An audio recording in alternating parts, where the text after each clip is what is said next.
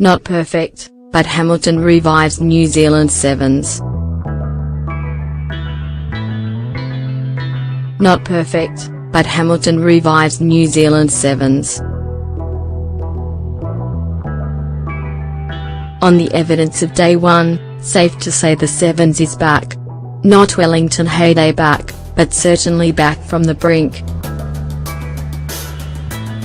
No event is ever perfect from the get-go, and many teething problems reared their head in Hamilton's first dig at hosting.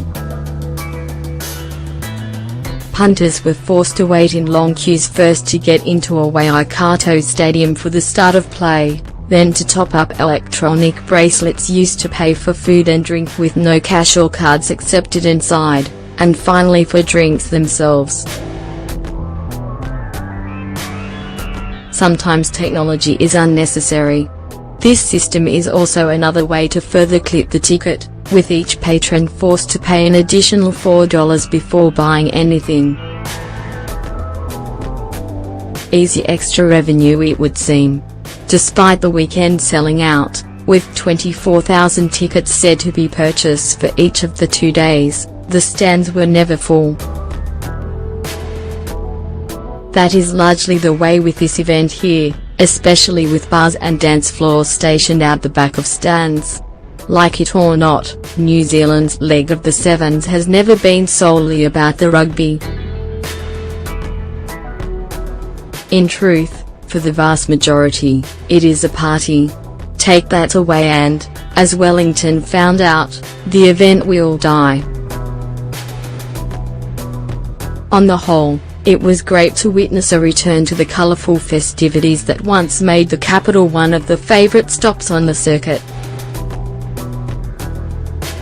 The crowd and atmosphere built as the day progressed, with everyone from Hugh Hefner to the Teletyes generally in good spirits after organisers wanked to mid-strength beers, somewhat prematurely, around 2 p.m.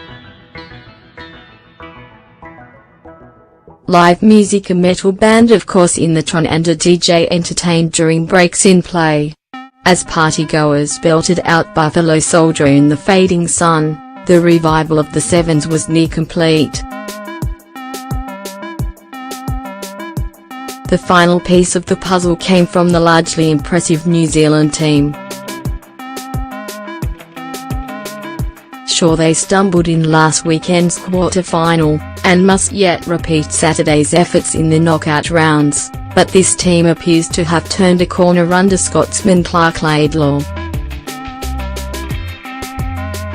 The ease with which they strolled past France, 52-17, and Scotland, 24-5, was no fluke.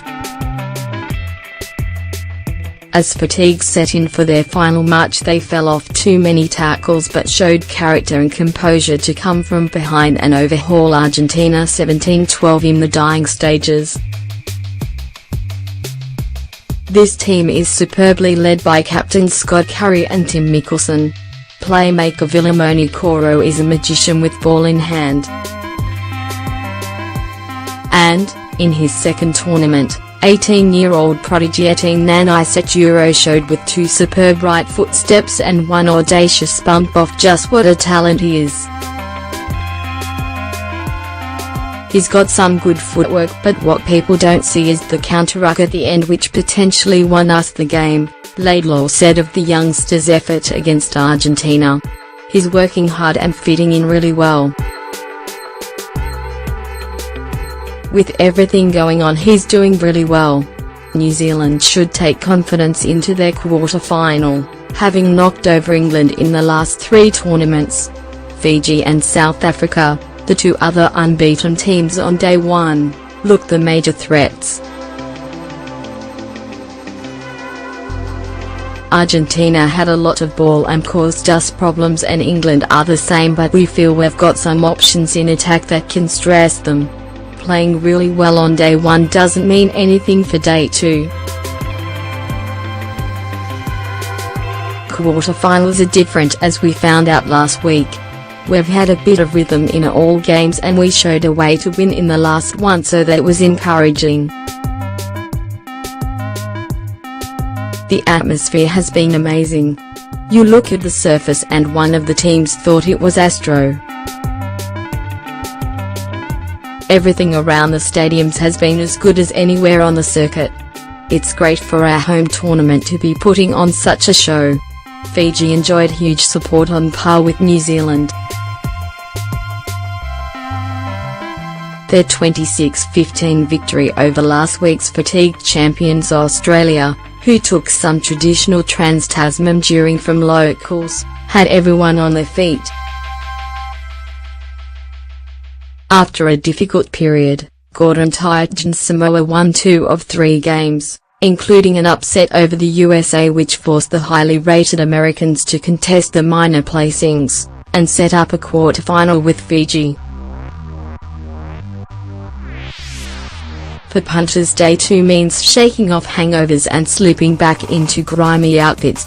Many will be hoping Laidlaw's men can now kick on to put the finishing touch on the seemingly invigorated event.